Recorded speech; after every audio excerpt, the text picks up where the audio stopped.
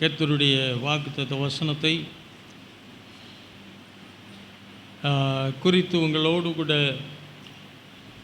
பேசுவதிலே ஆண்டவருக்குள்ளே மகிழ்ச்சி அடைகிறேன். நீங்களும் மகிழ்ச்சியாக இருப்பீர்கள் என்று அதான். ஆனால் ரொம்ப சீரியஸாக தான் இருக்குது. சீரியஸான கேஸெல்லாம் எதில் சேர்த்துறணும்?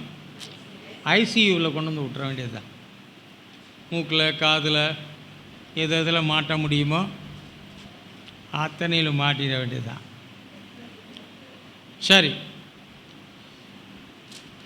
இந்த மாத வாக்குத்தத்த வசனத்தின்படி நாம் பார்க்கும்போது யாத்திராகமும் 15ஆம் அதிகாரம் 17ஆம் வசனத்தின் அடிப்படையிலே உங்களோடு கூட தேவனுடைய வார்த்தையை நான் பகிர்ந்து கொடுத்து கொண்டிருக்கிறேன்.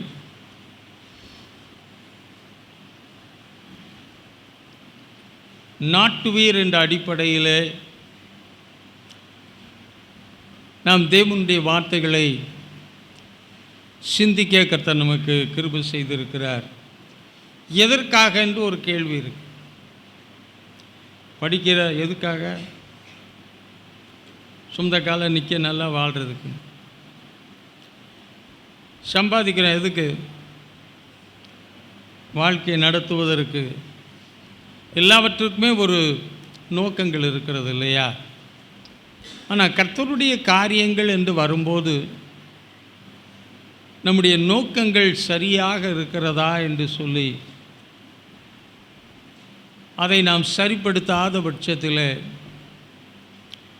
இலக்கை அடைவது கஷ்டம்தான். இலக்கு எப்பொழுதும் அதே இடத்துல இருக்குது நமக்குன்னு. அது நமக்கென்று தேவனால் ஆயத்தப்படுத்தப்பட்டவைகள். ஆனால் அந்த இலக்கை அடைவதற்கு எவைகளெல்லாம் நமக்கு தேவைப்படுகிறதோ அவைகளையெல்லாம் தேவன் காலத்துக்கேற்ற விதத்திலே நமக்கு செய்து நம்முடைய குறைவுகளை எல்லாம் நிறைவாக்கி நம்முடைய பலவீனங்களை எல்லாம் மாற்றி அவருடைய பலத்தினாலே ஒத்தாசையினாலே நம்மை நடத்துகிறபடியினால்தான் அந்த எல்லையை அடைய முடிகிறது. இந்த 18ஆம் வசனம் சொல்லுகிறது, சதா காலங்களிலும் அப்படி ஒரு வார்த்தை இருக்குது. என்றென்றைக்கும் என்ற ஒரு வார்த்தை இருக்கிறது. அவர் ராஜரீகம் பண்ணுகிறார். உலகத்திலே பற்பல விதமான ஆளுகைகள் இருக்கிறது. ஆனால் எல்லா ஆளுகைக்கும் மேற்பட்டதான ஒரு ஆளுகை தேவனால் ஒவ்வொரு ராஜ்யங்களிலும் உண்டாகத்தக்கதாக தேவனுடைய பிள்ளைகள் செயல்படும் பொழுதுதான் காரியங்களை கர்த்தர் என்ன செய்ய முடியும்? செய்ய முடியும். அன்றைக்கு எஸ்தர் எழும்பாவிட்டார்.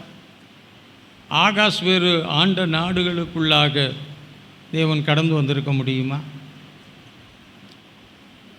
தனிமையாகத்தான் எழும்பினாள்.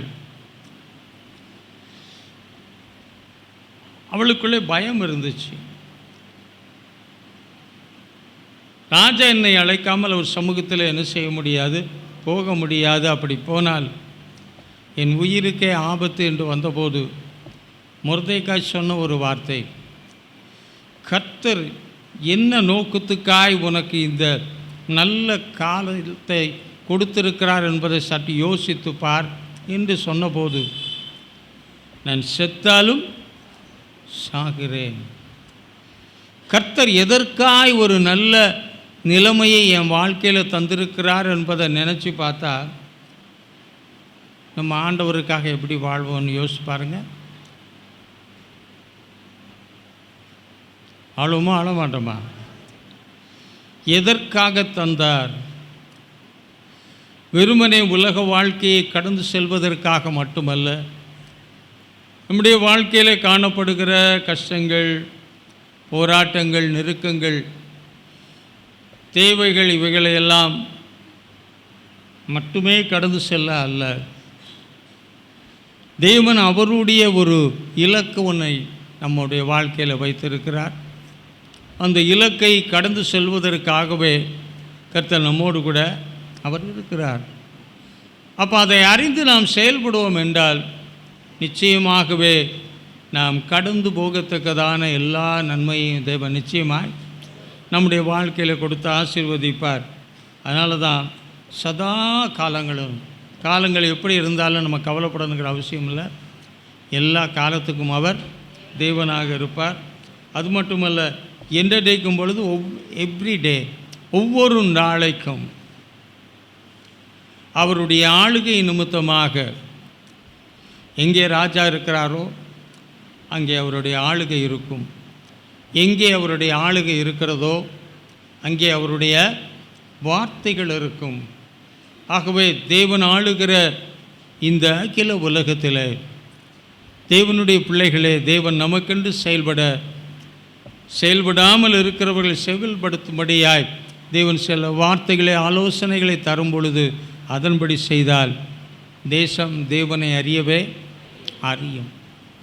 எல்லா முழங்கால்களும் அவருக்கு முன்பதாகவே முடங்கியே ஆகும் என்ற வார்த்தை இருக்கிறபடினாலே முடங்கவும், எல்லா நாவுகளும் தேவனை அறிக்கையிடும் என்று சொன்னபடியினாலே எல்லா நாவுகளும் அறிக்கையிடத்தக்கதாக கர்த்தர் இந்த காலங்களிலே நமக்கு உதவி செய்வாராக.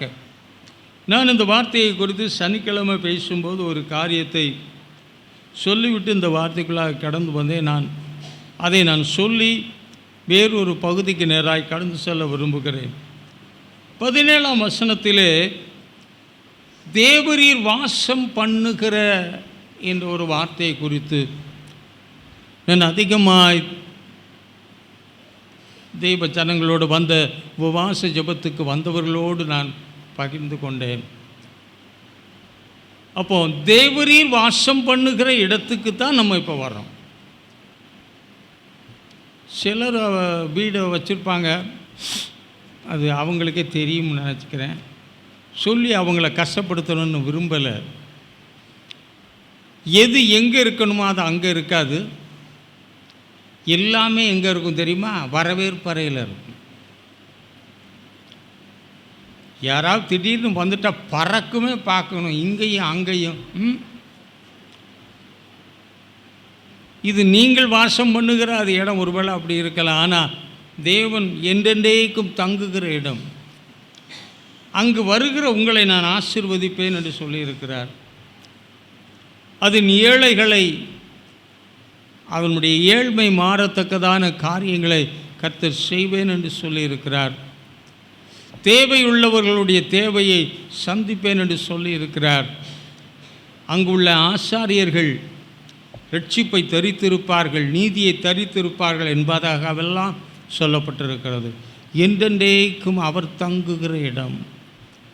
அப்போ அந்த என்றென்றைக்கும் அவர் தங்குகிற இடத்துக்கு நான் வரும் பொழுது எத்தனை விதமான ஆயத்தமாய் நான் வர வேண்டும். அப்படி நம்ம வர்றோமா? உங்கள் வீட்டிலே உங்களை தவிர வேறு யாரும் உள்ள என்ன செய்ய மாட்டீங்க. ஆமாம், நம்ம வீட்டுக்கு வரணும்னா நமக்கு உரியவர்களை தவிர யாருமே உரிமையாக உள்ளே வர முடியாது. ஆனால் இன்றைக்கி தேவன் கிருபையாக இந்த கடைசி காலங்களில் தேவனுக்கும் நமக்கும் இடையிலே சம்மந்தமற்ற நிலைமையிலிருந்து சம்மந்தத்துக்கு நேராக கொண்டு வந்து நம்மை அந்த பாதைகளிலே நடத்தினாலும் கூட அவரோடு கூட சம்பந்தப்படாத அளவுக்கு தங்களுடைய வாழ்க்கையை நடத்தக்கூடிய எத்தனையோ மக்கள் திருச்சபையிலே உண்டு. இந்த சபை என்று நான் சொல்லவில்லை, பொதுவாக அனைத்து சபைகளிலும் காணப்படுகிற ஒன்று.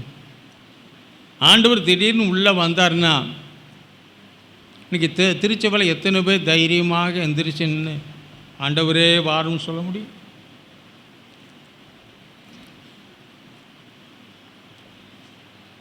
சரி, உதாரணமாக சொல்கிறேன்னா, அப்படி இப்போ ஒன்றும் நடக்க வேணாம்.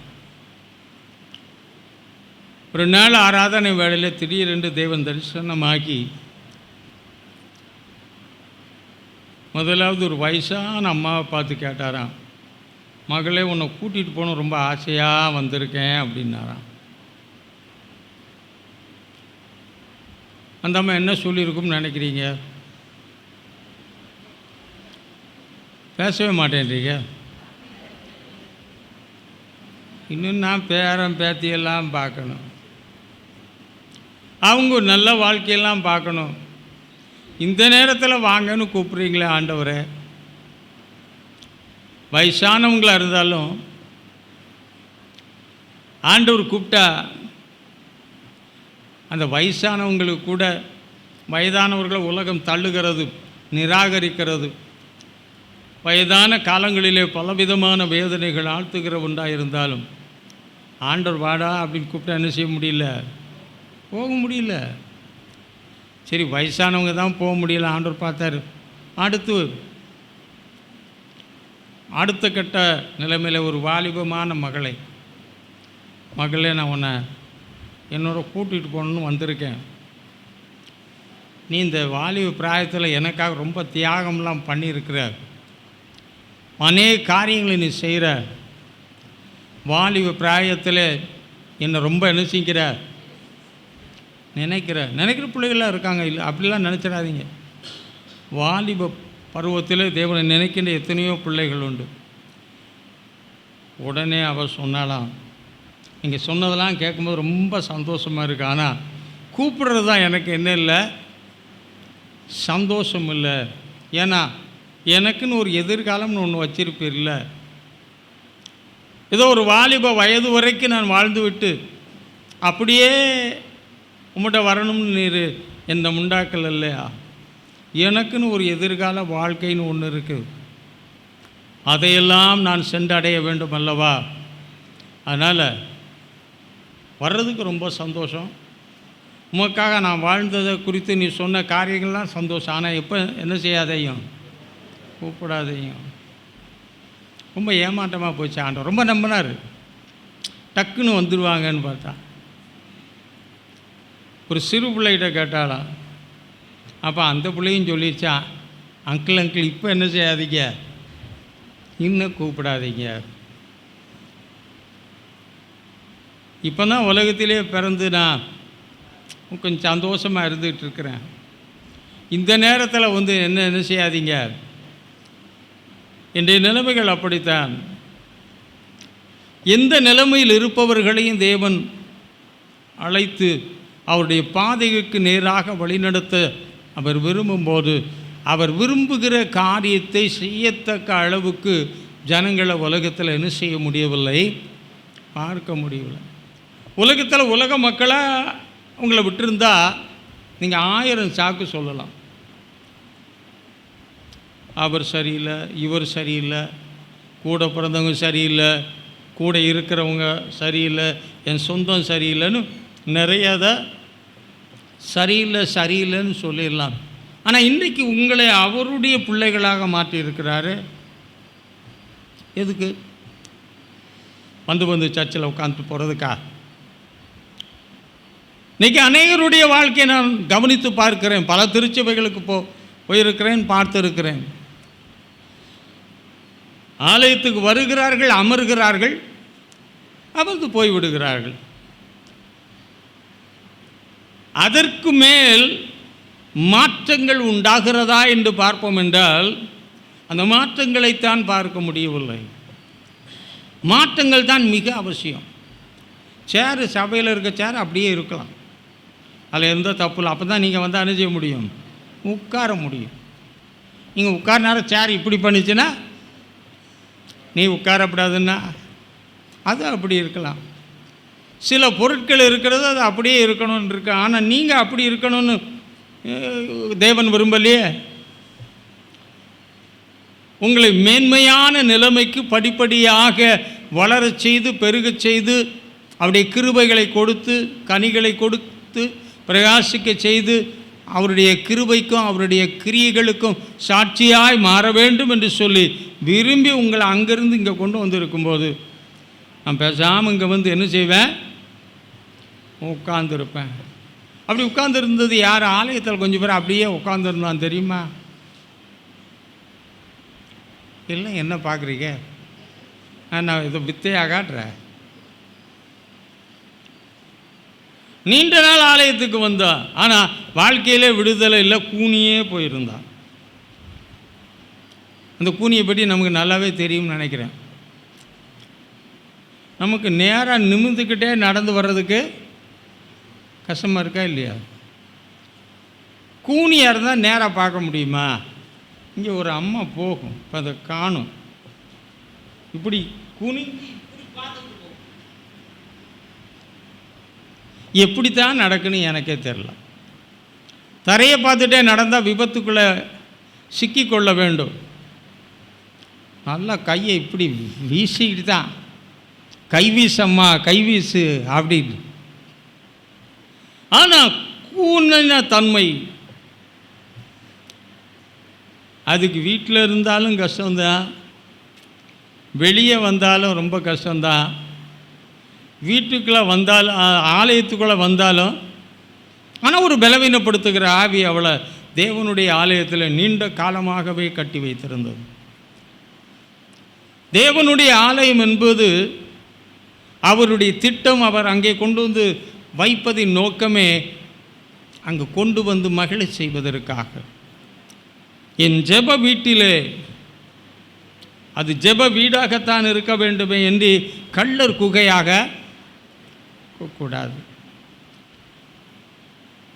கள்ளன் எப்போதும் பொருளெல்லாம் எங்கே கொண்டு வந்து வைப்பேன்? குகையில் தான் வைப்பான், பாதுகாப்பாக. ஏனண்டா அப்போ தான் அவன் பொருள் எப்படி இருக்கும்? அதுபோல் இன்றைக்கு அநேகருடைய வாழ்க்கை அமைந்து இருக்கிறது. சகல ஜனங்களுக்கு அது ஜெப வீடாக இருக்க வேண்டும், ஒரு ஆசீர்வாதத்தின் வீடாக இருக்க வேண்டும், ஒரு வானத்தின் வாசலாக இருக்க வேண்டும். அவருடைய நிறைவை குறைவுள்ள மனிதன் அவர் சமூகத்திலே வந்து பெற்றுக்கொள்ள வேண்டும். ஏனடா கொண்டு வந்து மகிழ பண்ணுகிற இடம், கொண்டு வந்து ஆசீர்வதிக்கிற இடம்.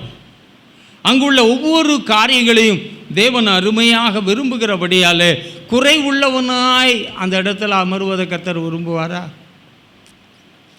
நம்முடைய தேவனே குறைவுகளை மாற்றுகிறவர். நிறைவாகி அவர் வரும்போது அப்பா மாறிடுச்சா? வசனம் சொல்லிட்டீங்க. நிறைவான அவர் எங்கே வரும்போது?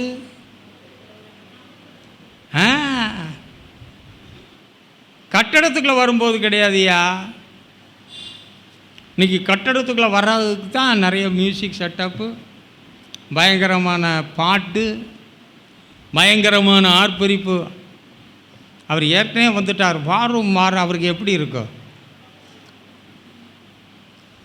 அவர் ஏற்கனவே வந்துட்டாருங்க. இங்கே தங்கியிருப்பேன், இந்த இடத்த விட்டே போக மாட்டேன்னு சொல்லியிருக்காரு. அங்கே போயிட்டு வாரும் வாரும் வாரும்னா எப்படி இருக்கும் அவருக்கு? கண்ணு தான் தெரியுதான்னு தெரியலையப்பா. இன்றைக்கு இந்த நிலைமைகளில் தான் காரியங்கள் போய்கொண்டிருக்கிறதை என்று தேவன் என்ன நோக்கத்துக்காய் திருச்சபையை உண்டாக்கி இந்த கல்லின் மேல் என் சபையை கட்டுவேன், பாதாளத்தின் வாசல்கள் அதை மேற்கொள்ளாது என்ற நிலைமையை கர்த்தர் செயல்படுத்துவதற்கு இன்றைக்கும் தடை இருந்து கொண்டே இருக்கிறது. ஏனென்றால் ஆலயத்துக்குள்ளே கூட அவர் வந்துடலாம், ஆனால் எங்கே வர முடியல? ஆலயமாய் உண்டாக்கின நமக்குள்ளே அவர் வர முடியல. ஆகவே இந்த கால வேளையில் ஒரு உலக மனிதன் தான் வாழ்கிற வாசஸ்தலத்தை எவ்விதமாய் வைத்து கொள்ளுகிறானோ அதில் எல்லாரும் என்ன செய்ய முடியாது? உரிமைக்குரியவர் மட்டும்தான் வர முடியும். ஆனால் தேவன் தன்னுடைய ஆலயத்தை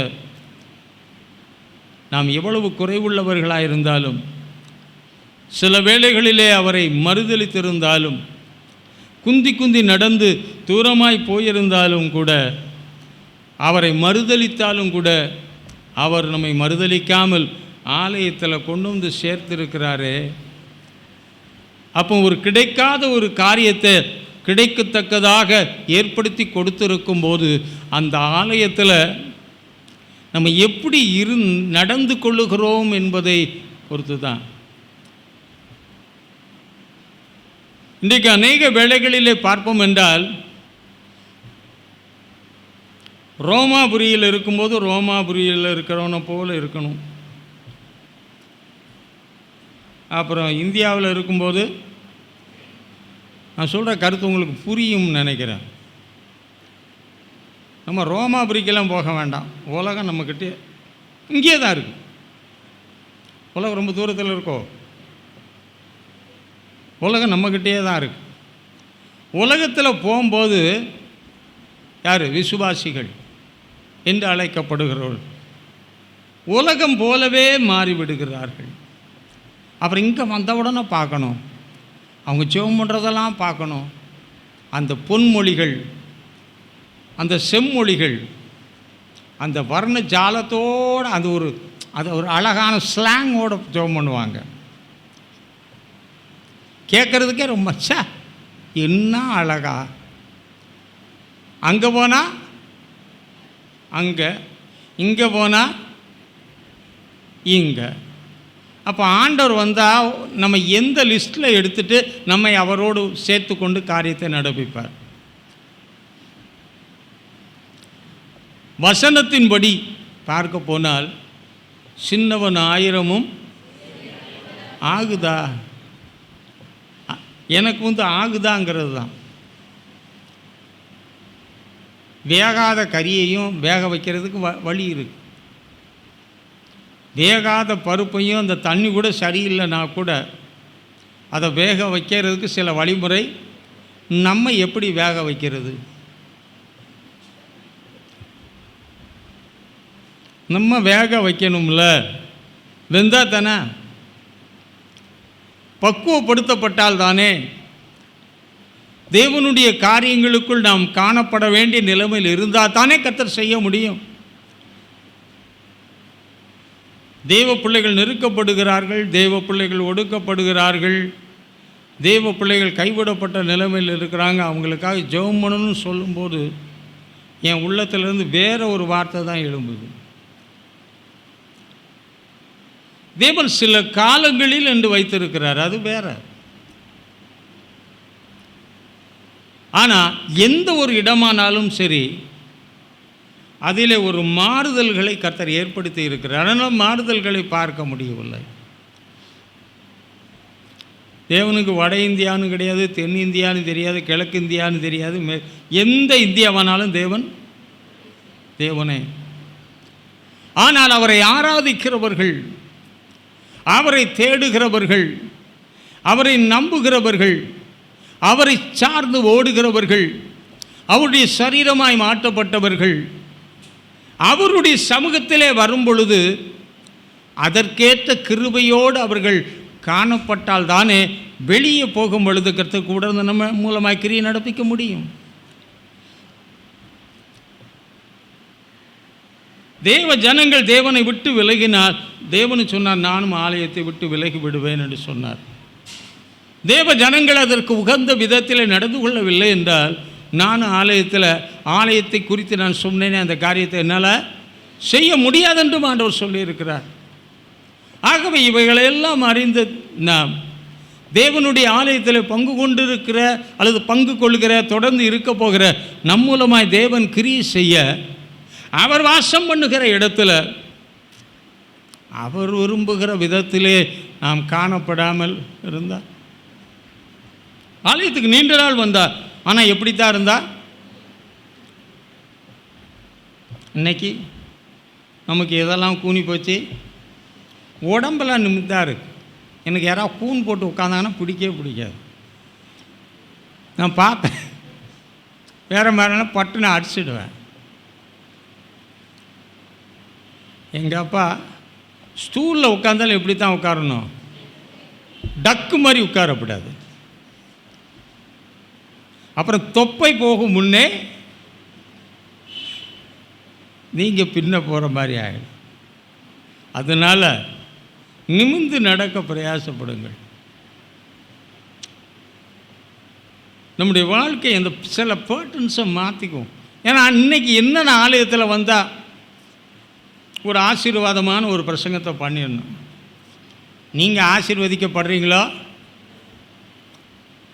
ஆசீர்வாதமான வார்த்தை அப்படியே கேட்டவுடனே அப்படியே நடக்குதா?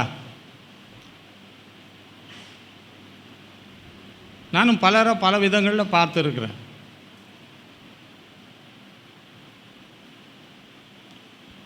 பயங்கரமாக சொல்கிறதெல்லாம் கேட்டிருக்கேன். ஆனால் அது மாதிரி அங்கே நடக்குதான்னு பார்த்தா நமக்கு தேவை நடக்கிறதா கேட்குறதா? நமக்கு தேவை நடக்கிறது தான். அப்போ அந்த நடக்கிற காரியங்கள் நடக்க வேண்டும் என்றால் அதற்கேற்ற ஆயத்தங்களை நாம் செய்து கொண்டிருந்தால் மட்டுமே. இவங்க பைபிளும் சொல்லுது, கேட்கிறவர்களாய் மட்டும் இல்லாதபடி. அநேக நல்ல வார்த்தையை சொல்லுங்கள், நல்ல வார்த்தையை தாங்க சொல்கிறோம்.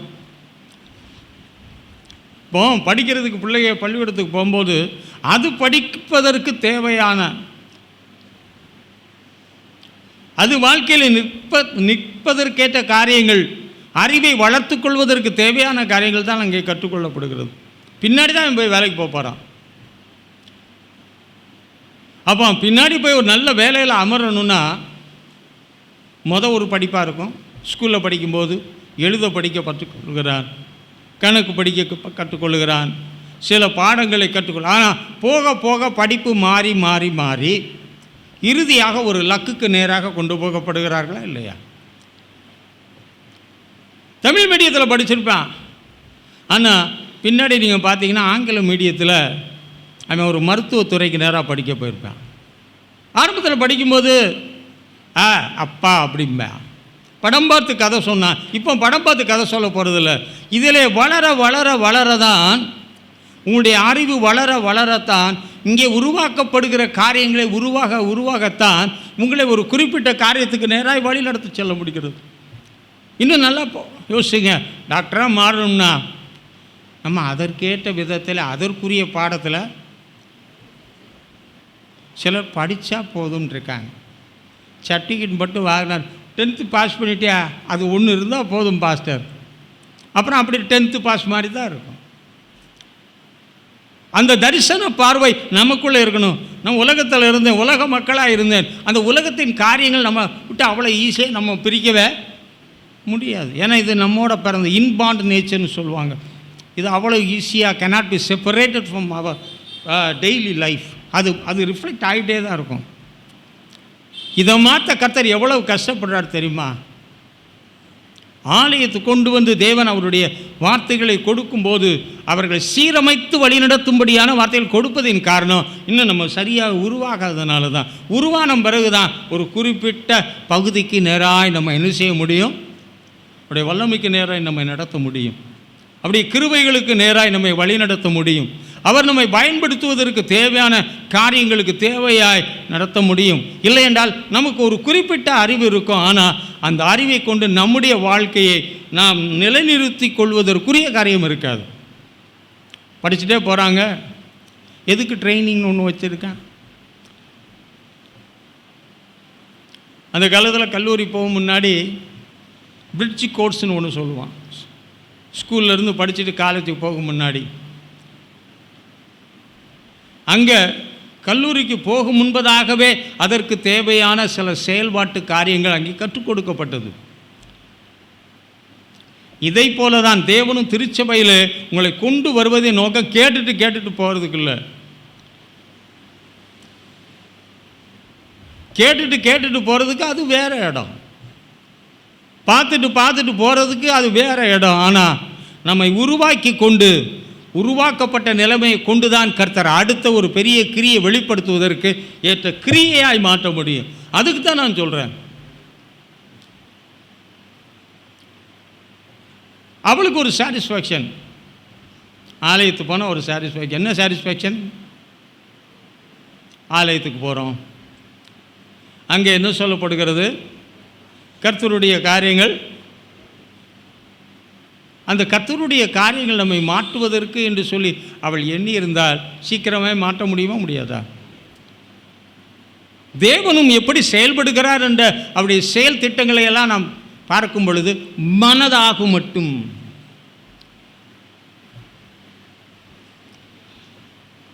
நமக்கு அவ்வளோ ஈஸியாக மனதாகிறதான்னு கேட்க, எவ்வளவோ நம்முடைய குறை நிலைமைகள், சீர்படுத்த வேண்டிய நிலைமைகள், சீராக்கப்பட வேண்டிய நிலைமைகள், வளர்ச்சிக்குண்டான தேவையான நிலைமைகளை கர்த்தர் சொன்னாலும் கூட அதற்கேற்ற நிலைமையிலே நம்மை மாற்றிக்கொள்ளத்தக்கதாக நம்மை வைத்திருக்கிறோமா?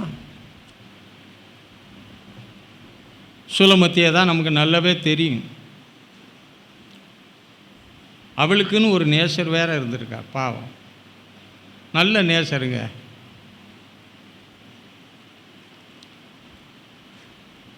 இந்த காலத்து நேசராக இருந்தால் விட்டுட்டு போயிருப்பான், போ அப்படின்னு போயிருப்பான். அவரும் நின்று கூப்பிட்டு, மணவாளியே, என் பிரியமே, என்னென்ன சொன்னாரோ தெரியல. அவன் அங்கேருந்து படுத்துக்கிட்டே ஆயா சொல்கிறான், நான் படுத்து விட்டுருக்கேன், என் காலெல்லாம் கழுவிட்டேன், அழுக்காய ஆகாத கால். திடீர்னு அவசரமாக பாத்ரூம் போகணும்னா என்ன ஓட மாட்டேன்? என்ன கதை? கதை கேட்டும் கதை சொல்லியுமே வாழ்ந்து வாழ்க்கையை நடத்தி பழக்கப்பட்டனா நிலைமையில் வாழ்கிறபடினால தான் ஒரு சாட்சி இல்லாத நிலைமையை உருவாக்கி போகிறது. உங்கள் ஒவ்வொருத்தரை கொடுத்தும் ஒரு சாட்சி இருக்கணுங்க. அவர் தேவன் என்பதற்கு உங்களிடத்துலேருந்து ஒரு சாட்சி உண்டாகணும். நீங்கள் அவருடைய பிள்ளைகள் என்பதற்கு ஒரு சாட்சி உண்டாகணும். உண்டாக்க முடியுமா? இருக்குதா? அவர் உனக்காய் வைராக்கியம் கொள்ளுகிறவர் தான். உன் கரத்தை என்னைக்கு பிடிச்சாலும் சாகு வரைக்கும் உன் கரத்தை விட மாட்டார். நம்ம வேணால் உதற பார்ப்போம், ஆனால் அவர் பிடிச்சார்னா உடம்பு பிடி விடவே மாட்டார். அதனால தான் இன்றைக்கி ஓடுறேன், நான் கூட இன்றைக்கி என்ன செய்ய முடியல. நாம் நிர்மூலமாகாது இருக்கிற அவர் அப்படி பிடிச்சிருக்கிறாருங்க. அப்படி பிடிச்சி நம்மை காக்கிற தேவன். உறங்கிறது வேற, தூங்கிறது வேற. இப்போ எனக்கும் தூக்கம் வர்ற மாதிரி தான் இருக்குது.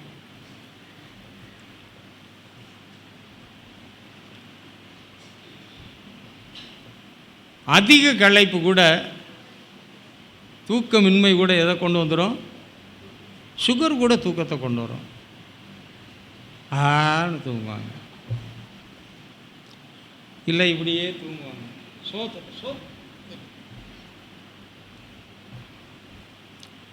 சரீர பலவீனங்கள், சரீர களைப்புகள், இழைப்புகள் நம்ம சில காரியங்களை செயல்படுத்துவதெல்லாம் என்ன செய்கிறதுன்னா தடை செய்து கொண்டே இருக்கிறது. சிலர்கிட்ட கேட்டால் உங்கள் ஆவிக்குரிய ஜீவியம் ஏன் இப்படி இருக்கு கீழே ஒருத்தர் மேலே கை விட்டுருவாங்க. அன்னைக்கு வரிசையாக சொன்னாங்க இல்லையா, நீயாப்பா சாப்பிட்டா, அவள் கொடுத்தா அப்படின்னு சொல்லலை. இன்னும் அழகான வார்த்தை, தேவரீர் கொடுத்த. சரி, அது உண்மைதான். அவரால் மறுக்கவே நான் தரலன்னு சொல்ல முடியுமா? நீர் கொடுத்தது தான்ப்பான்னு அவர் சொன்ன. அவர்கிட்ட போனால் சர்ப்பம் என்னை வஞ்சித்தது, தப்பு என் பக்கம் மேலே, நான் ஏமாளி, நான் ஏமாந்துட்டேன்.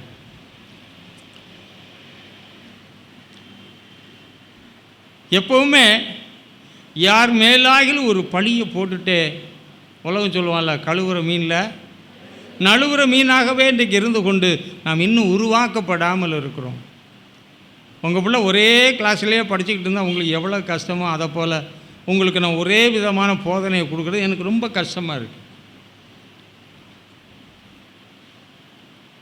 அப்படியே என்ன செஞ்சிட்டே போகணுன்னா ப்ரொமோட் பண்ணிகிட்டே போகணுன்னு சொல்லி நான் விரும்புகிறேன். ஆனால் அதை ப்ரொமோட் பண்ணி கொண்டு செல்வதற்கு இயலாத ஒரு நிலைமை இருக்கிறது.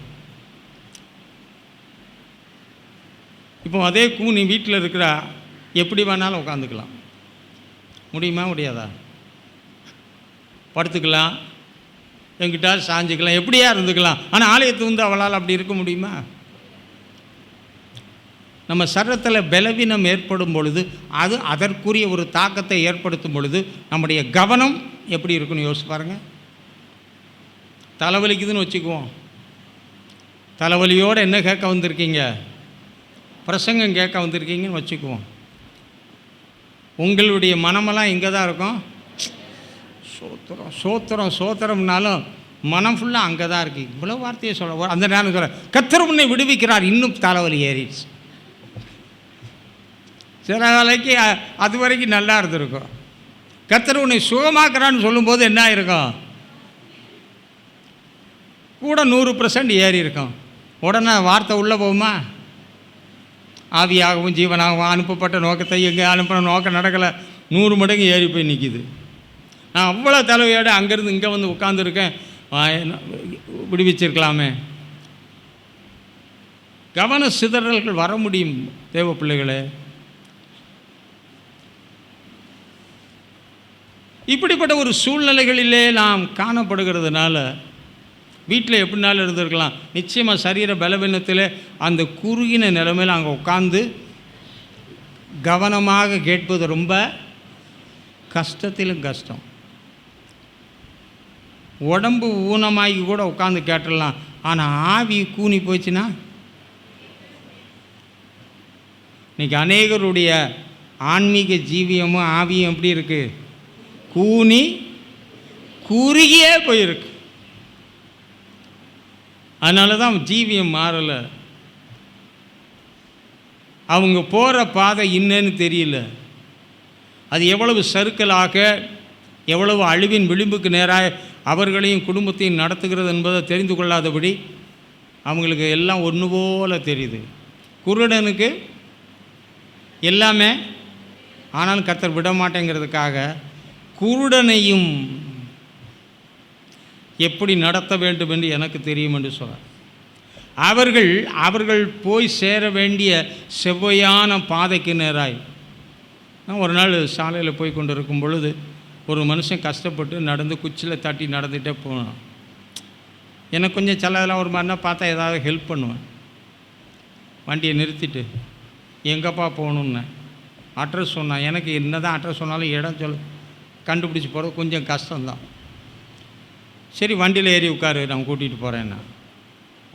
ஏங்க நடந்து போகும்போது டிக்குன்னு தட்டிட்டு கரெக்டாக போயிடலாம். வண்டியில் உட்காந்தும்போது எதையும் தட்டலைங்க. கரெக்டாக சொல்கிறேன், இந்த இடத்த திரும்புங்க, அப்படி திரும்புங்க, இப்படி கரெக்டாக விட்டு நிறுத்திட்டாயா. Really I surprise and wondered about it.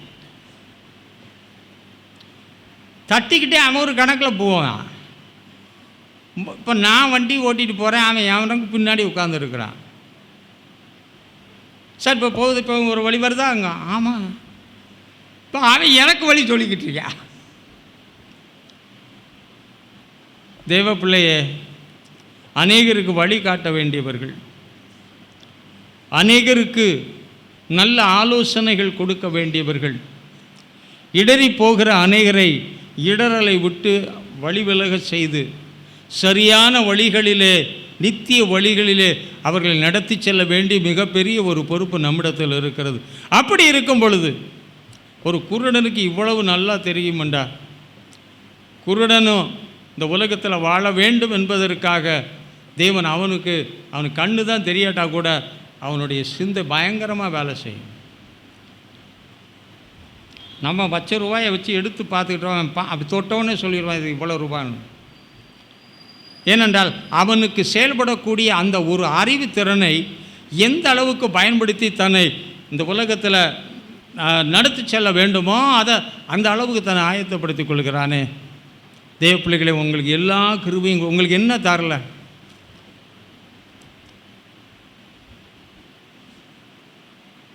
அவளை கட்டி வச்சிருந்து ஒரு பிசாஸ், பலவீனத்தின் ஆவி கட்டி வச்சிருந்துச்சு. இன்றைக்கி தேவனுடைய ஆலயத்தில் அமர்ந்திருக்கிற எத்தனை பேரை பலவீனத்தின் ஆவி கட்டி வச்சிருக்கு தெரியுமா? ஆண்டவரும் ஆலயம் தவறாமல் வந்தார். நம்ம விரும்பாமல் கர்த்தர் எதையும் செய்ய மாட்டார்னு ஏற்கனவே சொல்லிட்டேன். நம்ம மனதாக மட்டும் அவர் எதுவும் செய்யவும் மாட்டார். அவரும் ஆலயத்துக்கு வந்தார். எவ்வளோ காலம் பார்த்துருப்பார். இந்த சபைக்கு நீண்ட நாள் வந்தவங்களுக்கு யார் யார் இருக்காங்க, எங்கே இந்த இடத்துல உட்காந்துருப்பாங்கன்னு தெரியும்ல. அவங்க இருக்காங்களா பாருங்கன்னா டக்குன்னு எங்கேயும் பார்க்க மாட்டீங்க, முன்னாடிலாம் பார்க்க அப்படி பார்ப்பீங்க. ஏன்னா உங்களுக்கு தெரியும்.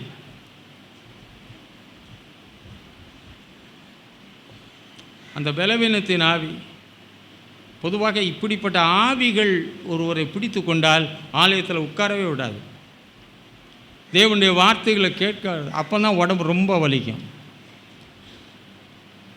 ரொம்ப ஒரு மாதிரி டயர்டாக இருக்கும், தள்ளும் இழுக்கும், என்னென்ன செய்யணுமோ அம்புட்டும் செய்யும். ஆண்டவர் ரொம்ப காலமாக பார்த்துக்கிட்டே தான் இருந்தார். எப்போ தான் அவளுக்கு மனசாகுது, மனதாக மட்டும் காத்திருந்தவர் தான். ஏன்னா சுகம் கொடுக்க வேண்டும் என்றாலும் கூட சுகமாக விரும்புகிறாயான்னு கேட்டார். எவனுக்கு சுகம் விருப்பம் இருக்காது? எல்லாருக்கும் விருப்பம் இருக்குமா இல்லையா? ஆனாலும் ரட்சிப்புண்டாக அவன் வாயால் சொல்ல மட்டுங்கிறத காத்திருந்து ஆமான்னு சொன்ன மாதிரி தான் சுகம் தந்தார். பிசாசு பிடிச்சவனுக்கு மட்டும்தான் தரல. பிசாசின் பொல்லாத ஆவிகள் ஒருவனை பிடித்தாலும் கூட 24 மணி நேரம் கூட இருக்காது, கொஞ்ச நேரம் விலகி நிற்கும். அவன் வீட்டில் இருக்கும்பொழுது அவளை அதிகமாய் பலவீனப்படுத்தி இருந்தாலும் தேவனுடைய ஆலயத்தில் வரும் பொழுது அந்த ஆவி கொஞ்சம் ஒரு பிடி விட்டு தான் அப்பொழுதாவது மனம் அவளோடு செயல்படுகிறதா.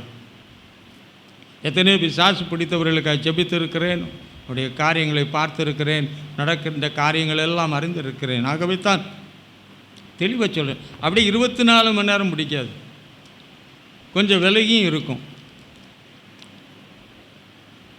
இயேசுவின் ரத்தம் ஜெயம்னா அந்த பிசாசம் அழகாக சொல்லும், எல்லா பிசாசும் சொல்லாது.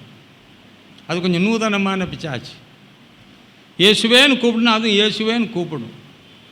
ஆனால் இயேசுவுக்கும் அதுக்கும் அது வேறு இயேசுவை கூப்பிட்டுட்டு இருக்கு. உங்களுக்கு தெரியாது, ஐயோ இயேசுவை கூப்பிடுத. பற்பல விதமான ஆவிகளின் பற்பல விதமான செயல்களை எல்லாம் நான் பார்த்துருக்கிறேன்.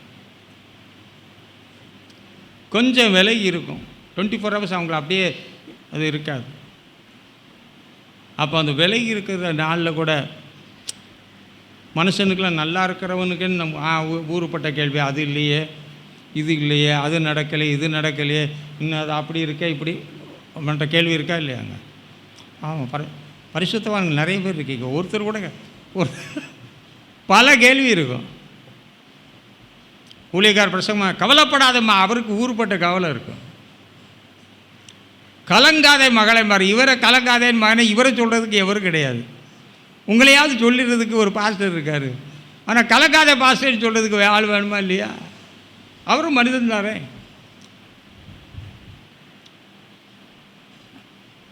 ஆண்டவர் பார்த்து கொண்டே இருந்தார். ஒரு நாள் அவளுடைய உள்ளத்தில் ஒரு சின்னது, ஆண்டவர் இந்த ஆலயத்துக்கு வர்றாரு, ஆனால் என்ன இந்த செய்யலை விடுவிக்கவே.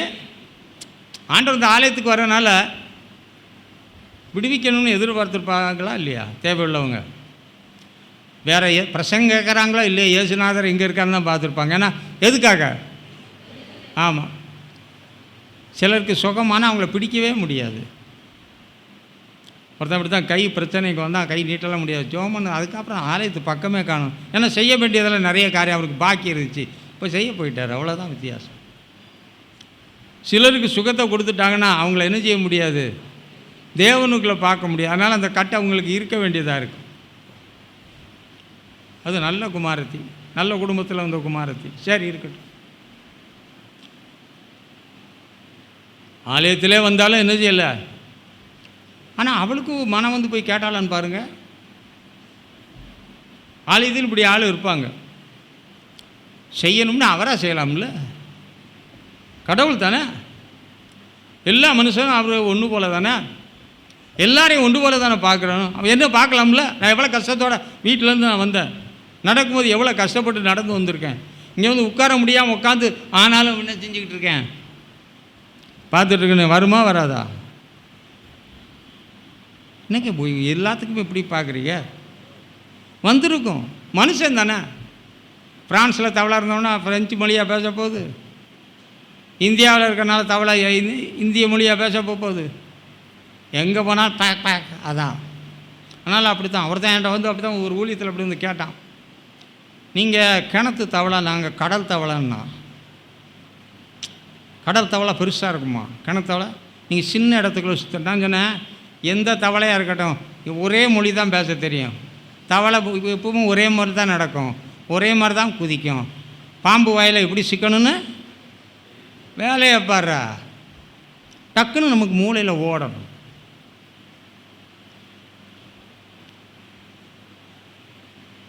அதனால் நிச்சயமாக அவளுக்கும் என்ன வந்திருக்கும், சரி எப்படி ஆயிலும் தேவன் இறங்க மாட்டாரா?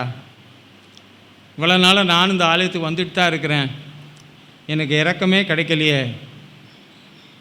இறங்குகிற தேவனால் எல்லாம் கூடும். தினமும் இந்த ஆலயத்துக்கு அவள் ஒவ்வொரு வாரமும் வந்தாலும், தேவனும் ஆலயத்துக்கு தவறாமல் வந்தாலும் அந்த ஆலயத்தில் அவர் போதனை செய்திருந்தாலும் இவள் மனதாக மட்டும் அவள் என்ன செய்யலை. என்னைக்கு அவளுடைய மனதாகிற ஒரு நிலைமை உண்டாயிட்டோ அன்றைக்கே எனக்கு சித்தம் உண்டு சுத்தமாக என்று சொன்ன தேவன் நிச்சயம் அவருடைய சித்தத்தை வெளிப்படுத்தி அவளை குணமாக்கினவர். இந்த நாளிலும் உங்களுக்கு எது கூனி குறுகி போயிருக்குன்னு தெரியல. சிலர் கூனி குறுகி போய் நிமிந்து பார்க்க முடியாமல் இருந்திருக்கலாம். அவளுடைய எல்லா நிலைமைகளையும் கர்த்தர் இந்த கால வேளையில் இந்த சூழ்நிலையிலே மாற்றுவாராக. நீங்கள் நீண்ட நாளாக ஆலயத்துக்கு வந்திருக்கலாம். பல சிரமத்தோடு அந்த கூனிய விதமாக பல சிரமத்தோடு சரீர சிரமத்தோடு யார் அவளை தூக்கி கொண்டு வந்தால் விட்டுருப்பாங்க. இதெல்லாம் போய் வருது ஆலயத்துக்கு. அப்படிலாம் சொல்கிறதுக்கு நினைக்க வாய்ப்புகள் உண்டு. ஆனாலும் யார் என்ன நினச்சாலும் பரவாயில்ல.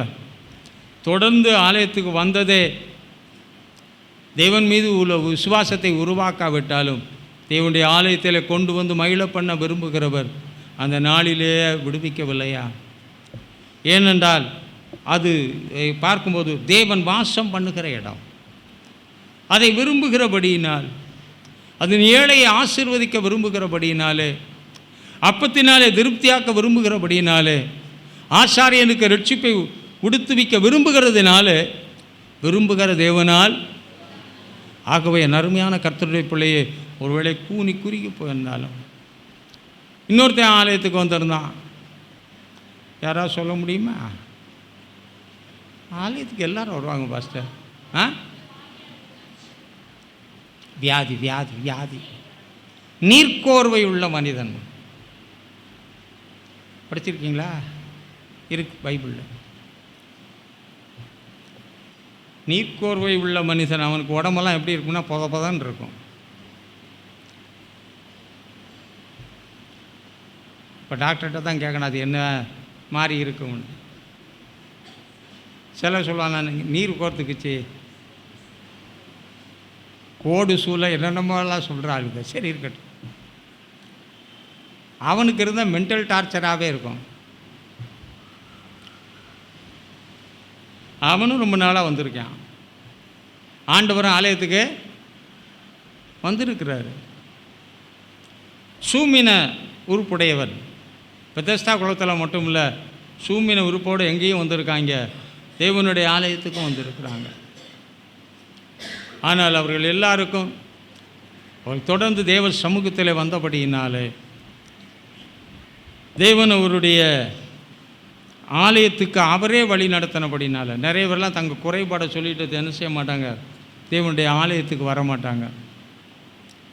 நம்ம எவ்வளவோ குறைபாடுகள் நமக்குள்ளே இருந்தாலும் அந்த குறைபாடுகளை நாம் பார்க்காதபடி குறைவுகளை நிறைவு செய்கிற அந்த ஆண்டவரை நம்பி தேவ சமூகத்தில் வரும் பொழுது ஆலயத்தில் வருகிற உங்களை கர்த்தர் நிச்சயம், ஏனென்றால் என்றென்றைக்கும் அவர் வாசம் பண்ணுகிற இடம். உன்னை ஆசீர்வாதத்தினாலே அவர் உடுத்து வைக்கிற இடம். அதற்கு நேராய் அவரே கொண்டு போய் விடுகிறார். எத்தனையோ பேர் விரும்புகிறாங்க, ஆனால் விரும்பினதை அடையாமல் போனவங்க எவ்வளவோ. ஆனால் நாம் விரும்புகிறதிலும் நாம் வேண்டிக் கொள்கிறதிலும் நாம் நினைக்கிறதிலும் மிகவும் அதிகமாக செய்கிற தேவன் இன்றைக்கு நம்மையே அவருடைய ஆலயமாய் மாற்றி இருக்கிறபடினாலே இந்த கால வேளையில் இயேசுவின் நாமத்தினாலே சொல்லுகிறேன், உடைய வாழ்க்கையில் கர்த்தர் பெரிய மாறுதல்களை அவர் ஏற்படுத்துவாராக. அவரே கொண்டு போய் ஆகவே நாம் விரும்பினது வேறு விதம். ஆனால் தேவன் அவருடைய விருப்பத்தின்படி நம்மை நடத்தினபடினால தான் நம்மை உறுதியாக அந்த இடத்துல ஆணி அடித்து அந்த இடத்துல வைத்து நம்மை அவர் வழி நடத்துகிறபடியினாலே நாம் இருக்கவும் பிழைக்கவும் அசையக்கூடிய ஒரு மகத்தான ஒரு வாய்ப்பை நமக்கு அவர் செய்து கொடுத்திருக்கிறார். ஆகவே என் அருமையான கர்த்தருடைய பிள்ளையே, இந்த காலை வேளையில் சோர்ந்து போகாதே. சோர்ந்து போகிற உனக்கு தேவன் சத்துவத்தை பெருக பண்ணும்படியாய் ஆலயத்தில் உள்ளே இருந்தவனுக்கும் கர்த்தர் செஞ்சிருக்காரு, வாசலில் இருந்தவனுக்கும் தேவ மனிதர்களால் உதவி செய்தவர். நம்ம எந்த நிலைமையில் இருந்தாலும் இந்த கால வேளையில் உதவி செய்ய கர்த்தர் போதுமானவராய் அவர் இருக்கிறபடினால ஒரு சின்ன காரியத்தை நான் உங்களுக்கு வேத வசனத்திலிருந்து காண்பிக்கும்படியாக கால வேளையில் நான் ஆசைப்படுகிறேன். ஒரு வசனத்தை வாசியுங்கள். என்னாகமத்தின் புஸ்தகம் 24ஆம் அதிகாரம் 7ஆம் வசனம். என்னாகமத்தின் புஸ்தகம்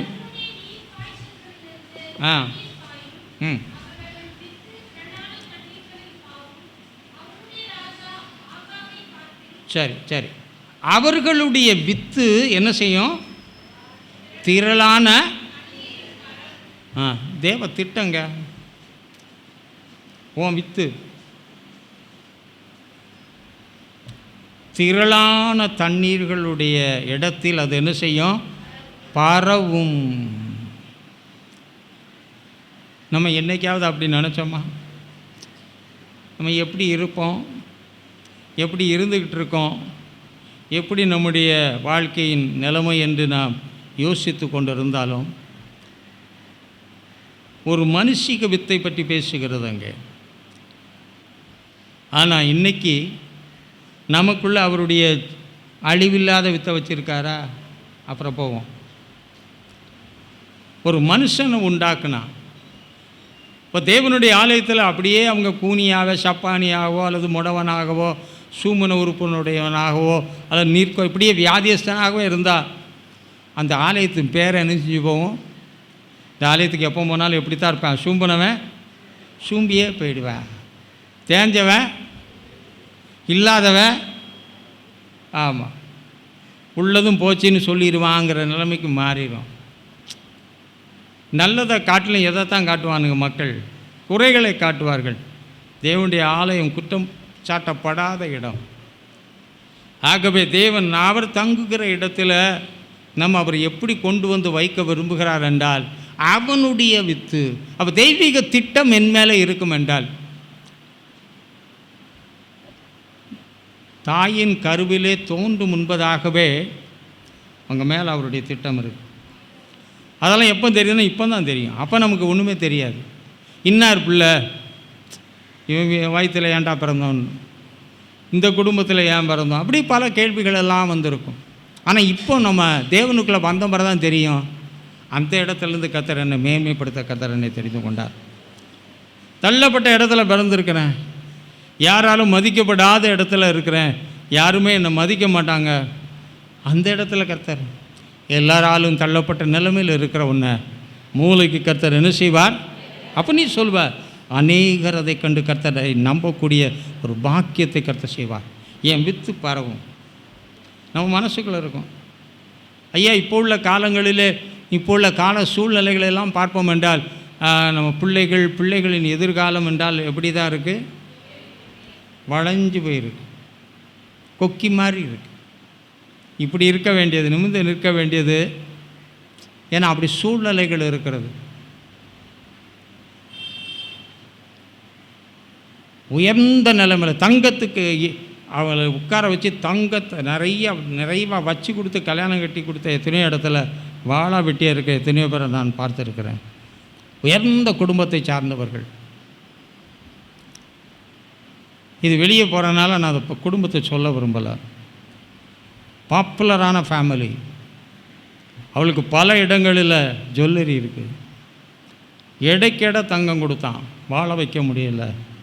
ஆனால் நம்ம எப்படியோ இருந்தோம், இன்றைக்கு வரைக்கும் கர்த்தர் வாழ வச்சுருக்காரு.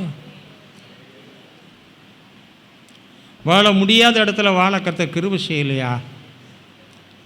எத்தனையோ வாசல்கள் நமக்கு அடைக்கப்பட்டிருந்த நிலைமையிலும் கூட அவரே வாசலாக இருந்து நம்ம இம்மட்டுமாய் வழி நடத்தி வரவில்லையா?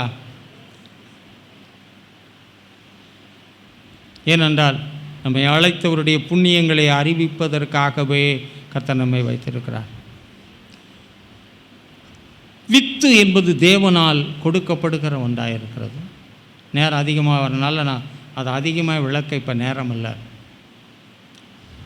அவன் வித்து தேவனை குறித்த திட்டம் உனக்குள்ளே வந்துச்சுன்னா, அப்போ தேவ திட்டம் உனக்குள்ளே வரணும்னா தோன்றப்படும் முன்பதாக வைத்திருக்கிறார். என்னைக்கு தேவனை அறிந்து கொண்டீர்களோ அதற்கு பின்பு தேவனுடைய திட்டத்துக்காக நீங்கள் உங்களை அர்ப்பணிப்பீர்கள் என்றால் உலக வேலையில் நிச்சயமாக ஆசீர்வதிப்பார். ஒருவன் தேவனுக்கு முன்பதாக உண்மையுள்ள ஒரு மனுஷனாக இருந்தால் அவன் எங்கே தான் நின்னாகணும்? வேறு இடத்துல நிற்க கர்த்தர் விரும்பவே இல்லை. நிச்சயமாக ராஜாக்களுக்கு முன்பதாக யார்ட்டையும் கேட்காத அவன்கிட்ட கேளுன்னு சொல்லக்கூடிய அளவுக்கு கர்த்தர் நிச்சயமாக நம்மை மாற்றுவார். அவனோடு தேவன் இருக்கிறான்னு சொல்லத்தக்கதான காரியங்களை கர்த்தர் நிச்சயமாக உன்மூலமாக செய்ய. ஏனண்டா உன் வித்து பரவும். ஒரு வித்து அநேக வித்துக்களை என்ன செய்கிறது? உருவாக்குகிற வண்ணமாய் அது எங்கே பரவும்? தண்ணீரிலே பரவும். தண்ணீர் நிச்சயமாக வித்துக்களை கொண்டு சேர்க்க முடியும். உன்னை தேவன் எங்கே வச்சிருக்கிறாரு? ஜீவ ஊற்றுகள் இடத்துல. தேவனுடைய ஆலயத்திலிருந்து ஓடுகிற ஊற்றுகளே உன்னை வைத்திருக்கிறபடினால உன் வித்து நிச்சயமாக பரவும். நல்லாவே பரவும், நல்லாவே செழிக்கும்.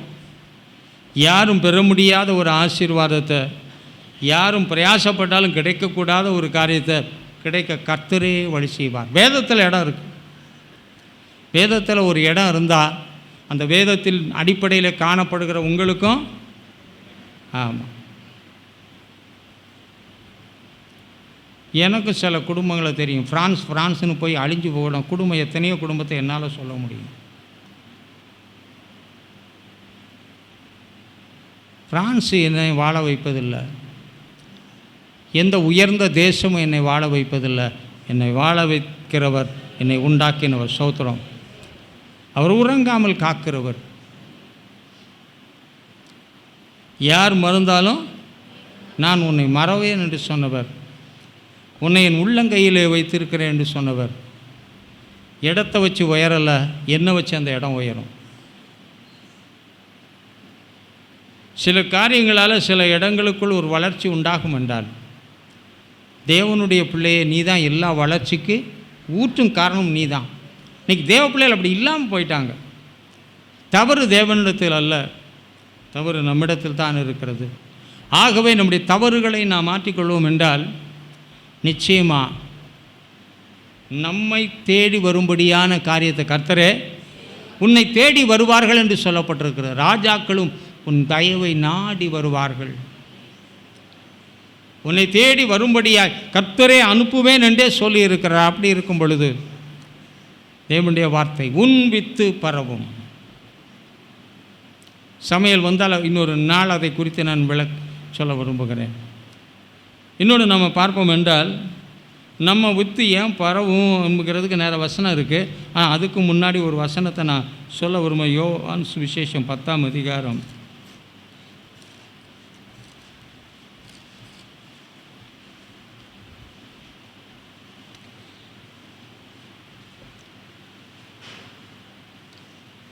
10:9 படியுங்கள். யோவான் 10:9.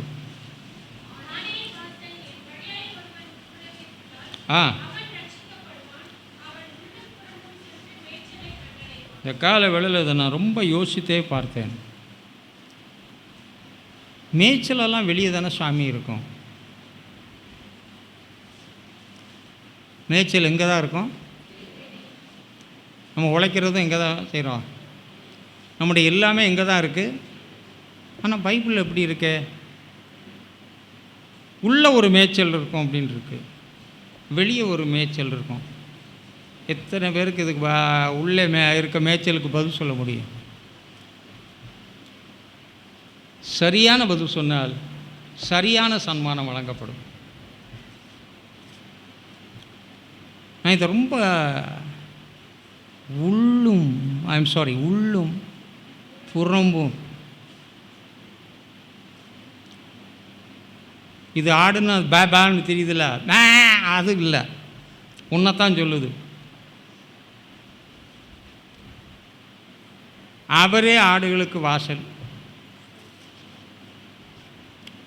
அவர் வழியாய் பிரவேசித்தால், நம்ம வாக்குத்தத்த வசனத்தின்படி பார்த்தா கூட அது தேவரீர் வாசம் பண்ணுகிற ஆட்டு தொழுவத்தை பற்றி அங்கே சொல்லப்பட்டிருக்கிறது. அங்கே வாசல் காக்கிறவன் ஒருத்தன் இருப்பான்னு போட்டிருக்காது. நீங்கள் வாசிங்க. நேரம் அதிகமானபடினால் அதுக்குள்ளே நான் போகலை. ஏன்ட்ட பதில் இருக்குது, ஆனால் அதை இப்போ சொல்லக்கூடாதுங்கிறதுக்காகத்தான் நான் கொஞ்சம் வெயிட் பண்ணுறேன். நீ கொஞ்சம் யோசிக்கணுங்கிறதுக்காக. எனக்கு வெளியேயும் மேய்ச்சல், உள்ளேயும் மேய்ச்சல். அது எப்படி? உள்ளே என்ன புல்லாக விளைஞ்சிக்கிட்டு இருக்கு, இல்லை மரமாக விளைஞ்சி கிடக்கு? எனக்கு எல்லா பக்கமுமே ஆசீர்வாதம் தான். அன்றைக்கி நிறைய பேருக்கு எப்படி இருக்குன்னு நீங்களே வச்சுங்களேன். நமக்கு உள்ளும் அந்த இதில் ஒரு பாதி தான் இருக்குது. ஒரு முழு நிறைவான ஒரு அனுபவம் இன்னும் முழுமையாய் நம்மிடத்தில் என்ன செய்யவில்லை. நம்ம அவர் வழியாக தானே பிரவேசிச்சிருக்கிறோம். அவரே வழின்னு நமக்கு தெரியுது. அவரே வழியும் சத்தியமும், அவர் வழியாக தானே பிரவேசிச்சிருக்கேன். இன்றைக்கி நிறைய விட உள்ளான வாழ்க்கை எடுத்து பாருங்கள். இங்கே நீங்கள் நல்லா சிரிச்சுக்கிட்டே உங்களெல்லாம் பார்க்கும்போதெல்லாம் நல்லா ஸ்மைலிங் ஃபேஸோடு தெரியுது. ஆனால் உள்ளம் கருகி போயிருக்கு. அதனால தான் அகத்தின் அழகு. அதுக்கு நம்ம இவ்வளோ பவுடர், இவ்வளோ மேக்கப்பு பண்ண வேண்டியதாக இருக்குது. அப்படி பண்ணியுமே வந்துடுது வெளியே.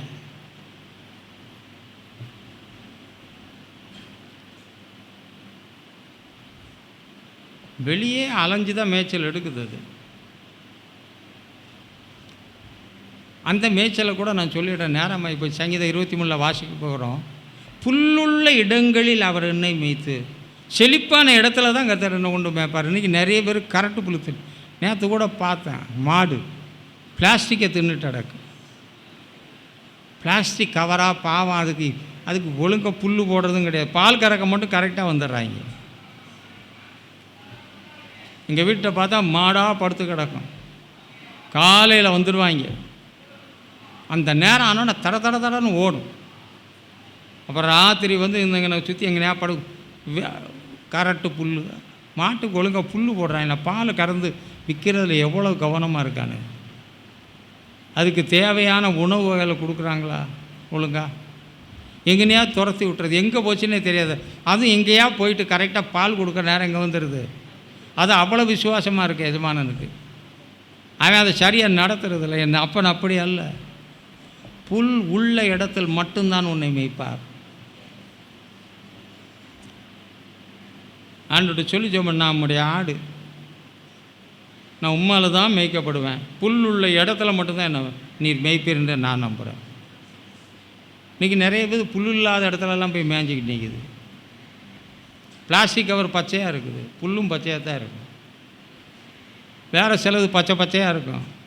ஆனால் அது என்ன செய்யாது, ஆகாது. புல் உள்ள இடத்திலே மேய்ப்பார். இன்றைக்கி புல் இடத்துல மேயிறது நிறைய பேருக்கு பிடிக்காது. அது சாப்பிட்டா ஒரே மாதிரி இருக்கும். அதனால் நாங்கள் பழசி மேயணும். போய் மேய், யார் வேணான்னா. பரவ வேண்டிய வித்து என்ன செய்யாது, பரவாது. இதை என்னுடைய கருத்தை நான் இன்னொரு நாள் உங்களோட பேசுகிறேன். ஆனால் நேரமாகி போச்சு. டக்குன்னு சில வசனத்தை மட்டும் நீங்கள் பிடித்து கொள்ளும்படியாக விரும்புகிறேன். 1 பேதுரு 2:23 வாசிக்கும் பொழுது, அழிவில்லாத வித்தினால், நம்முடைய வித்து அழியக்கூடிய ஒன்று. இது வேத வசனத்தினாலே மட்டும்தான் நம்முடைய வித்து. நீ உங்கள் பிள்ளையை எவ்வளோ தான் ஊட்டி வளர்த்தாலும், எவ்வளவு தான் விதவிதமானதை கொடுத்து வளர்த்தாலும், கண்மணி போல் அதை பாதுகாத்து, சிலர் அப்படியே பார்த்து பூதா கண்ணாடி வச்சு பார்க்குற மாதிரியே பார்ப்பாங்க. பாருங்கள், நல்லது தான். அது அழிவுள்ள வித்து. அதே பறவை இவ்வளோ சித்தம் இருந்தால் அழிவில்லாத வித்தாக நீ மாற்றப்பட்டு இருக்கும் பொழுது, அழிவுள்ளது அழியாமையை பெறவே கர்த்தர் நம்மை உண்டாக்கியிருக்கிறார். நம்மிடத்தில் காணப்பட்டது அழிவுள்ளது நிறையா இருந்துச்சு இல்லையா? அநேக அழிவுக்கு காரணமாக இருந்த காரியத்தையெல்லாம் கர்த்தர் நம்மிடத்திலிருந்து எடுத்து விட்டு, அழிவில்லாத வித்தினாலே கர்த்தர் நம்மை அழிவில்லாத வித்தாய் மாற்றி இருக்கும்போது, மறுபடியும் அழிவுள்ள வித்தை அனுசையாதீங்க. ஆமாம், தேவன் வேலி அடைத்தால் வேறு, நீ வேலி அடைச்சா அது என்ன தான் இருந்தாலும் அந்த வேலியை உன்னால் என்ன செய்ய முடியாது. கர்த்தர் ஒரு வார்த்தை, இம்மட்டு வா, மிஞ்சி வராதே, உன் அலைகளின் பெருமை இங்கே அடங்க கிடவதென்று தண்ணீருக்கு கட்டளையிட்டார். அது மீறவே இல்லை. அனுமதிக்கும் போது அது மீறுகிறது.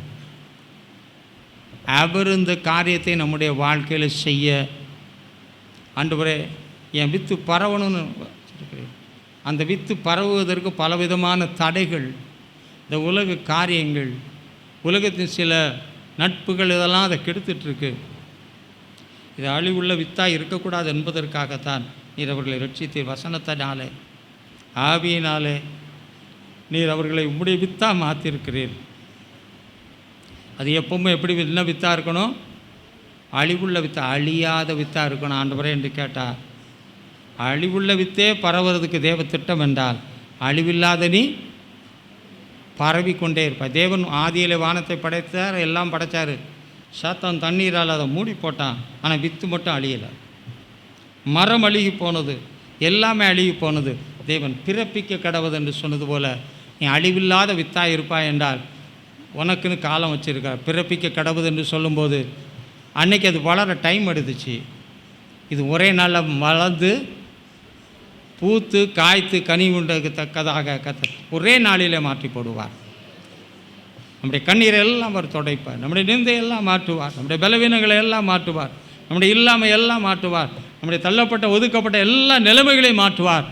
இந்த வருட வாக்குத்தத்த வசனத்தின்படி சகலத்தையும் உன் வாழ்க்கையில் புதிதாக்குவாராக. ஆகவே அழிவில்லாத வித்தினாலே அதை மாற்றிய விதம் எப்படி இருக்கிறது என்றால் ஏசாயா தீர்க்கதரிசியின் புஸ்தகம் 65:9 படிங்களா சீக்கிரம்.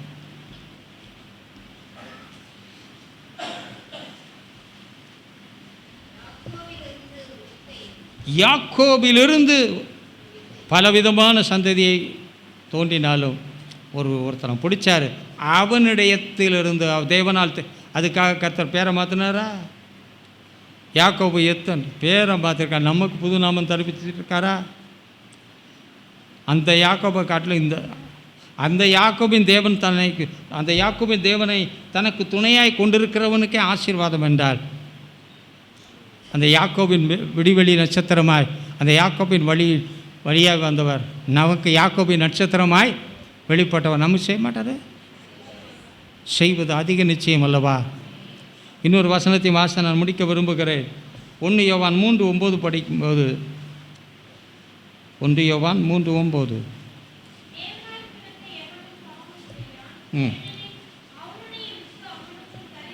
எப்படியெல்லாம் கூட உன்னுடைய வித்து, அப்புறம் சந்ததியிலிருந்து ஒரு வித்து, அப்புறம் அந்த சந்ததியிலிருந்து வந்ததில் இன்னும் ரீஃபைண்ட் ஆக்கி அவருடைய வித்தை எனக்குள்ள பெர்மனண்ட்டாகவே வச்சிட்றார்.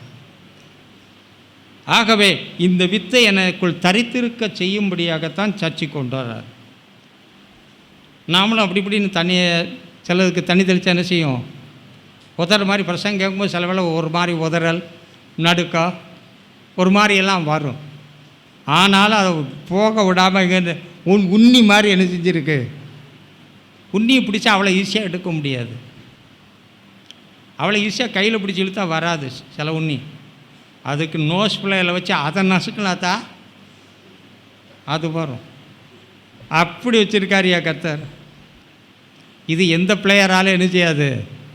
வராது. ஆகவே அழிவுள்ள வித்திலிருந்து நீ நிச்சயமாக பெருக முடியும். அது அழிவுக்கேதவானவைகளை பிறப்பிக்கும். ஆனால் தெய்வம் தெரிந்து கொண்ட சந்ததிக்குள்ளே வருவாய் என்றால் அந்த வித்து பெருகிட்டே கிறிஸ்துவின் வருகை நாள் போட்டோம். ஆனால் இன்னும் மேலே போகணுன்னா அவருடைய வித்து எனக்குள்ளே இருக்கும் என்றால் எந்த காலத்தில் இருந்தாலும், எந்த நேரத்தில் இருந்தாலும், எந்த சூழ்நிலையின் வழியாக நான் போனாலும் என்னை கர்த்தர் நிச்சயமாக உயிர்ப்பிப்பார். அப்படி நாம் என் மூலமாய் மகிமைப்படும். ஆகவே இந்த நிலைமைக்கு நேராக நீங்கள் வளர பிரயாசப்படுவீர்கள் என்றால் கர்த்தர் நிச்சயமாக வேறு அருளி எல்லா வாக்குத்தத்த வசனங்களும் நம்மளால் பலிக்கும். ஆகவே தேவன் வாக்குத்தத்த வசனத்தை மட்டும் கொடுத்து அதை கொண்டு நம்ம காசை கொடுத்து பொருளை வாங்கணும்னு சொல்கிறவர் போல அல்ல. அந்த வசனத்துக்கேற்ற விதத்திலே நம்மை உருவாக்கி சத்தியத்திலே நடத்தி நம்மை சத்தியத்தின் பிள்ளைகளாக மாற்றி கர்த்தர் நம்மை உருவாக்கி கொண்டு வரும் பொழுது தோட்டம் ஒரு மாதிரி இருக்கலாம். ஆனால் உருவாக்கப்படும் பொழுது எதிலிருந்து தோன்றப்பட்டதுன்றே தெரியாது. ஒரு கரியை போல இருந்தாலும் நீண்ட அழுத்தம் அது வைரமாய் மாறுகிறது போல பலவிதமான அழுத்தங்கள் உன்னை பிரகாசிக்கக்கூடிய விலைமதிப்புள்ள நிச்சயமாக கற்களாக நிச்சயமாக மாற்றும். நிச்சயமாய் நல்ல முடிவு உண்டு. உங்களுடைய நம்பிக்கை ஒரு நாள் வீண் போகாது. கர்த்தர் உங்களை ஆசீர்வதிப்பாராக. கண்களை முடி ஜெபம் பண்ணுவோம். இப்படி எழுந்து நிற்போமா? எங்களை அளவில்லாமல் நேசிக்கின்ற எங்கள் அன்பும் இறக்கமுள்ள தந்தையே, நீர் கொடுத்த இந்த ஆசீர்வாதமான நல்ல நாளுக்காய் நேரத்துக்காய் நன்றி செலுத்துகிறோம். இவ்வளவு நேரமாக நீர் எங்களை எவ்விதமாய் நடத்தி கொண்டு செல்லுகிறீர் என்பதை நாங்கள் தியானிக்க செய்த கிருபைக்காய் துதிக்கிறோம். உடைய பிள்ளைகளை இப்படியே நீர் ஆசீர்வதிப்பீராக. தேவனுடைய ஆலயத்தில் காணப்பட்ட எவருமே ஆண்டவரே குறைந்து போகாதபடி, அவள் வந்த எல்லா குறைச்சி கூனர் நிமிர்ந்தனர் ஆண்டவரே, குருடர் பார்வை அடைந்தனர் ஆண்டவரே, பற்பல வியாதி உள்ளவர்கள் ஆலயத்துக்கு வந்தாலும் அவள் சுகமாக்கப்பட்டவர்களாகவே சென்றது போல ஆண்டவரே, என்னென்ன குறைபாடுகளோடு ஆலயத்துக்கு வந்திருந்தாலும் அவர்களை நீர் குறைவுகளை நீ மாற்றுவீராக. கொண்டு வந்து மகிழ பண்ணுவீராக. ஆலயத்தில் கொண்டு வந்து அவர்களை ஆசீர்வதிப்பேன் என்று சொன்னவர் நீர் ஆசீர்வதிப்பீராக. ஆகவே ஆசீர்வதிக்கும் பொழுது அவர்கள் உலக பிரகாரமான மனுஷனாய் இல்லாதபடி பரவுகிற வித்தாய் இருந்தாலும் அது நித்திய வித்தாய் மாற நீர் அவருடைய வாழ்க்கையில் மாற்றங்களை ஏற்படுத்துகிறது. இந்த கிருபை தங்கியிருக்கட்டும். இயேசுவின் இன்ப நாமத்தில் பிதாவே. என் ஆத்துமாவே கர்த்தரை ஸ்தோத்திரி, என் முழு உள்ளமே நாமத்தை ஸ்தோத்திரி. என் ஆத்துமாவே கர்த்தரை ஸ்தோத்திரி, கர்த்தர் செய்த சகல உபகாரங்களையும் மறவாதே. கர்த்தர் தாம் எங்களை அவரை ஆசீர்வதிப்பாராக.